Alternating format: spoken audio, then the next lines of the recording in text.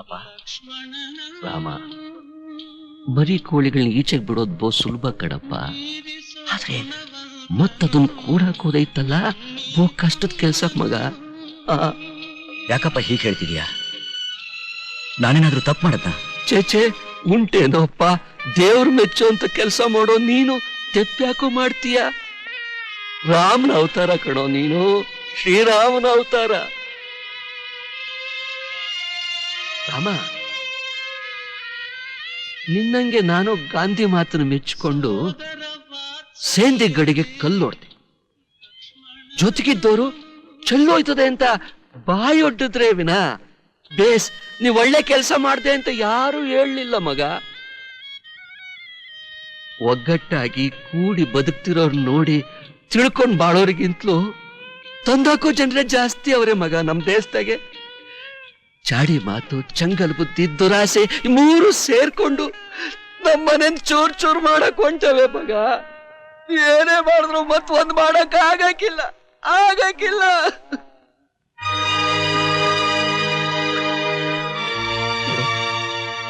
ನಾಳೆನೆ ಭಾಗ್ಯನ್ ಕರೆಸ್ತಾ ಇವನು.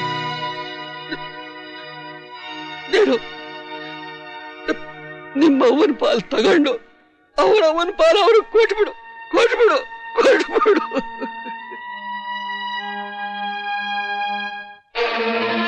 ನೋಡು, ಗಂಡು ಮಕ್ಕಳ ತಲೆ ಮ್ಯಾಗ ಸರಿಯಾಗಿ ಪಾಲು ಮಾಡಂಚಿದ್ರೆ ನೀನು ಗಾಂಧಿ ಭಕ್ತ ಸತ್ವಂತ ಅಂತ ನಂಬುತ್ತೀನಿ.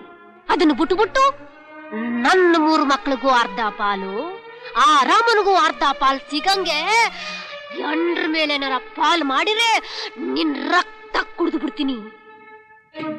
ನೀನೇ ನಿಮ್ಮಪ್ಪನ ಮನೆ ಆಸ್ತಿ ಕೊಡ್ತಾ ಇದೀಯಾ? ನೀನು ಈ ಮನೆ ಅಳಿಯ. ನಮ್ಮಪ್ಪನ ಮನೆ ಆಸ್ತಿನ ನೀನ್ ಭಾಗ ಮಾಡ್ತಿದ್ಯಾ ಅಷ್ಟೇಯ? ಅಲ್ಲ ಮುದುಕ, ನಮ್ಮಕ್ಕ ರಾಮನ್ ಬಿಟ್ಬಿಟ್ಟು ಹೊಂಟೋದಾಗ ಸೌತಿ ಬಂದ್ರೆ ನೀನು ಮನೆ ಯಾಕುಟ್ಟು ಹೋಯ್ತದೆ ಅಂತ ಸುಂದರವಾಗಿದ್ದ ನನ್ನ ಕುತ್ತಿಗೆಗೆ ತಾಳಿ ಕಟ್ಬಿಟ್ಟೆ. ಕೀರ್ತಿಗೊಬ್ಬ ಮಗ, ಆರ್ತಿಗೊಬ್ಬ ಮಗಳು ಅಂತ ರಾಮನ್ ಜೊತೆಗೆ ನನ್ನ ಮಗಳು ಭಾಗ್ಯ ಒಬ್ಳೆ ಸಾಕು ಅಂತ ಸುಮ್ಮನಿರ್ದೆ ಸಾಲಾಗ 3 ಗಂಡು ಮಕ್ಕಳನ್ನ ಹುಟ್ಟಿಸ್ಬಿಟ್ಟಲ್ಲ ಯಾಕೆ? ನೀನ್ ಸತ್ ಮ್ಯಾಗೆ 4 ಜನ ಹೊರಕ್ಕೆ ಒಬ್ಬಳು ಲಬಲಬ ಅಂತ ಬಡ್ಕಡೆ. ನೀನ್ ಸತ್ರೆ ನನ್ ತಲೆ ಕೊಳ್ಳಿಡಕ್ ರಾಮ ಅವನೇ, ಕೂಳ್ ತಿನ್ನಕ್ಕೆ ಕಾಗೆಗಳವೆ ಕಾಗೆಗಳು. ನೋಡು, ಕೊನೆಯದಾಗ ಒಂದು ಮಾತು ಹೇಳ್ತೀನಿ ಕೇಳಿಸ್ಕ. ದಶರಥ ಮಹಾರಾಜ ಕೈಕೆಗ್ 3 ವರ ಕೊಟ್ಟು ರಾಮನ ಕಾಡು ಕಳಿಸ್ದಂಗೆ ಈ ಗಂಗೆ ಹೊಟ್ಟೆಲುಟ್ಟಿರೋ 3 ಮಕ್ಕಳಿಂದ ನಿನ್ನ ಮಗ ರಾಮ ಕಾಡ್ಗೋದನು ಜೋಪಾನ. ನಿಂಗೆ ಏನಾದ್ರೂ ಹತ್ತು ಮೀರ್ತಾ ಇದ್ರೆ ನಿನ್ ಬಾಯಿನಾಗಿರೋ ಹಲ್ಲುಗಳೆಲ್ಲ ಉದುರಿಸ್ಬಿಡ್ತೀನಿ. ನೀನೇನ್ ಉದುರ್ಸೋದು? ಅವಾಗ್ಲೇ ಹಳ್ಳ ಆಡ್ತಾವೆ ಉದುರಾಡಿ.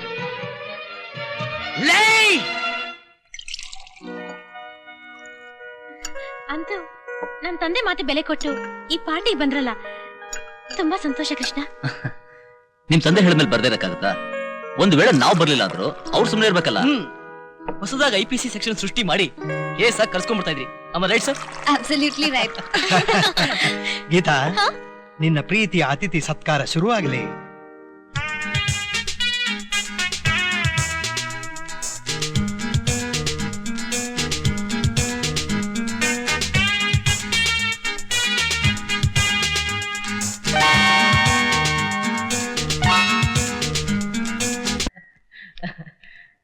ಚಿಕ್ಕಪ್ಪ, ಅಲ್ಲಿ ನೋಡು, ಇದೇನು ನಮ್ಮ ಮನೆ ಮುಂದೆ ಎಷ್ಟೊಂದು ಜನ ಸೇರ್ಕೊಂಡಿದ್ದಾರೆ. ಅಯ್ಯೋ ಕೃಷ್ಣಪ್ಪ, ಅದನ್ನ ಹೆಂಗ್ ಬಾಯಿ ಬಿಟ್ಟು ಹೇಳೋದು? ಅಕೀಸ್ಮಿತ್ ಹೇಳಿದ್ರು ನಿಮ್ಮೆದೆ ಅಲ್ಲ, ನಿಮ್ಮಂತರದ ಶತ್ರು ಈ ನಾಗಪ್ಪನ ಎದೆನೆ ದಸಕ್ಕಂತ ಹೊಡೆದೋಗ್ಬಿಡ್ತದೆ. ಹಿಂಗಾಗತ್ತೆ ಅಂತ ನಂಗೆ ಏನಪ್ಪಾ ಗೊತ್ತಿತ್ತು. ಹೋಗಪ್ಪ ಒಳಗ ಅದೇನ್ ನಡೀತು ಅಂತ ತಿಳ್ಕೊ ಹೋಗು. ಹೋಗು ಹೋಗು ಹೋಗು.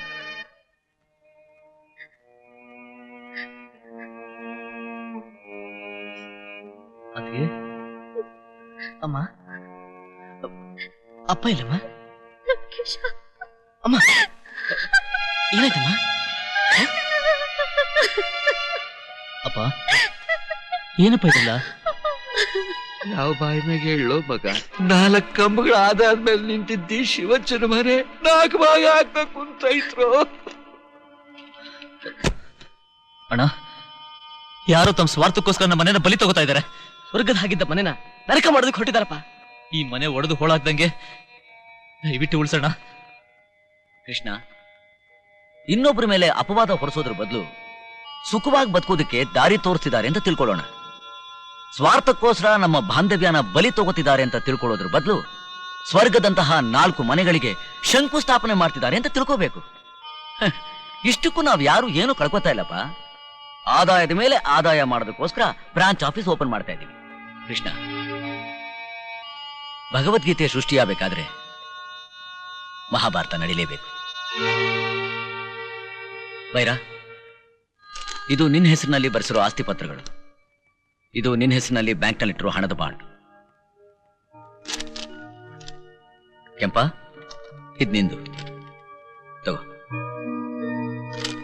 ಕೃಷ್ಣ, ಇದು ನಿನಗೆ ಸೇರಿತು. ನೋ, ನನಗಿದೆಲ್ಲ ಯಾವ್ದು ಬೇಡ. ನನಗೆ ಯಾವ ಭಾಗನೇ ಬೇಡ. ಏಯ್, ಮಾಡೋದೆಲ್ಲ ಮಾಡಾಗೈತೆ. ಎಗರಾಡ್ದೆ ಸೋಮ್ ಕಿಸ್ಕಳ್ಳ ಕಂಡಿವ್ನಿ. ಅವ ಏನ್ ಮಾತಾಡ್ದೆ? ರಮಣ, ನಿನ್ ರಾಮ, ನಿನ್ ಭಾಗದ ಪತ್ರ ಎಲ್ಲೋ? ಇಲ್ಲೇ ಇದೆಯಲ್ಲಪ್ಪ.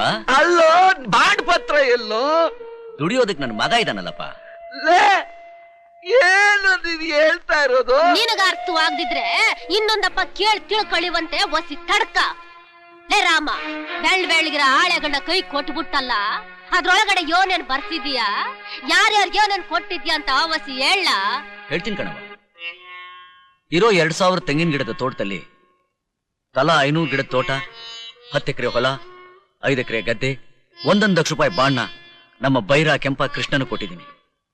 ಇನ್ ಮಿಕ್ಕಿದ 500 ಗಿಡ ತೋಟದಲ್ಲಿ ನಿನಗೂ ಅಪ್ಪನಿಗೂ 400 ಗಿಡ ತೋಟ, 4 ಎಕರೆ ಹೊಲ, 4 ಎಕರೆ ಗದ್ದೆನ ಅಚ್ಪಾಲ್ ಬಿಟ್ಟಿದ್ದೀನಿ. ಇನ್ನು ಉಳಿದಿರೋ 100 ಗಿಡ ತೋಟ, 1 ಎಕರೆ ಹೊಲ, 1 ಎಕರೆ ಗದ್ದೆನ ನೀವು ಸಂತೋಷವಾಗಿ ಕೊಟ್ರೆ ನಾ ತಗೋತೀನಿ ಕಣವ. ಇದೆಲ್ಲ ಬರೀ ಬಾಯಿ ಮಾತನಾಗಿ ಹೇಳ್ತಿದ್ಯೋ ಇಲ್ಲ? ಇಲ್ಲವಾ, ಕಾಗದದಲ್ಲಿ ಬರ್ತಿದ್ನೇ ಹೇಳ್ತಾ ಇದ್ದೀನಿ. ಸರಿ, ಮುಂದಕ್ಕೆ ಕೇಳು.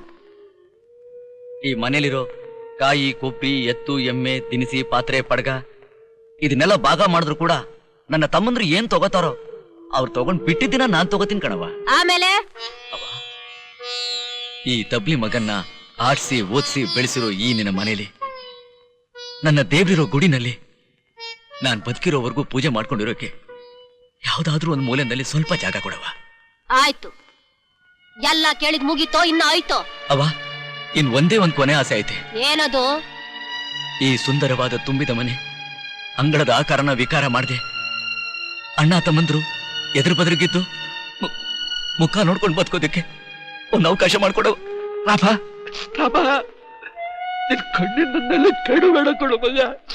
ಇದು ನನ್ ಸಾಯುವಾಗ ನನ್ನ ಬಾಯಿ ಬಿಡೋ ಗಂಗೋದ್ ಕೈಗಳು ಮಗ. ಲೇ ನನ್ನ ಹೆಂಡತಿ ಮಕ್ಕಳ, ನೀವಿ ಶಿವಜನ್ಗೆ ಹುಟ್ಟಿರೋದಾದ್ರೆ ನಿಮ್ಮ ಆಸ್ತಿನ ಸಂಪಾಲ್ ಮಾಡ್ಕೊಡಕ್ಕೆ ನಿಮ್ಮ ಹತ್ರ ಪತ್ರಗಳೆಲ್ಲ ತಂದನೆ ಎದುರು ಮಡಗಿ. ಅಪ್ಪ, ನಿನ್ನ ನಿಜವಾಗ್ಲೂ ನನ್ನ ಮೇಲೆ ಪ್ರೀತಿ ಇದ್ರೆ ನಾನ್ ಮಾಡಿರೋ ಪಾರಿಕತೆಗೆ ಬೆಲೆ ಕೊಟ್ಟು ನನ್ನ ತಮ್ಮಂದ್ರು ಸುಖವಾಗಿರೋದಕ್ಕೆ ಅವಕಾಶ ಮಾಡ್ಕೊಡು. ಲೇ ರಾಮ, ಇವ್ರನ್ನ ಉದ್ಧಾರ ಮಾಡಕ್ ಹೋಗಿ ನಿನ್ ಮನೆ ಯಾಕೆ ಹಾಳು ಮಾಡ್ಕತೀಯ? ನಿನ್ ಪಾಲಕ್ ಬಂದಿರೋ 3 ಮುಕ್ಕಾಲಣೆ ಆಸ್ತಿ ಒಳಗೆ ನಿನ್ನ ಹೆಂಡ್ರು ಮಕ್ಕಳನ್ನ ಹೆಂಗ್ಲಾಸ್ ಹಾಕ್ತೀಯ? ಅಪ್ಪ, ನೀನ್ ಈ ಮನೆಗೆ ಅಳಿನಾಗ್ ಬಂದಾಗ ನಮ್ಮ ಅಜ್ಜನ ಆಸ್ತಿ ಎಷ್ಟಿತ್ತು? ಇವಾಗ ನಿನ್ ಪಾಲಕ್ ಬಂದೈತಲ್ಲ, ಆಚೆ ಕಳ್ಳ ನನಗೂ ಬಂದಿದ್ದದ್ದು. ಅದೇ ನನಗ್ ಬೇಕಾಗಿರೋದು. ಅಸಲ ನಾನು ಇಟ್ಕೊಂಡು ಲಾಭನ ನನ್ನ ತಮ್ಮಂದ್ರಿಗೆ ಸಂತೋಷವಾಗಿ ಕೊಡ್ತಾ ಇದ್ದೀನಿ. ರಾಮ, ನೋಡು, ಇನ್ನೊಂದು ಮಾತಾಡಿದ್ರು ನನ್ನ ಮೇಲೆ ಆಣೆ.